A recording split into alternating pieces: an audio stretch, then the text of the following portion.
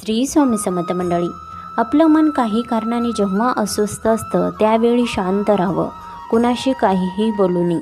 अशा वेळी डोळे बंद करून डोके शांत ठेवून मनातल्या मनात स्वामीचे नामस्मरण करावं. एक लक्षात घ्या, आपले श्री स्वामी महाराज आपल्यासोबत सदैव असतात. त्यांना आपल्या अस्वस्थ असण्याचं कारण देखील माहीत असतं.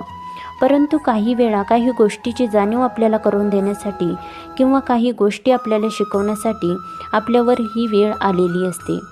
परंतु ज्यावेळेस आपण नामस्मरण चालू करतो त्यावेळेस काही वेळातच आपलं मन अगदी अस्वस्थ असलेलं शांत होतं आणि मनाला आपल्या प्रसन्न देखील वाटतं.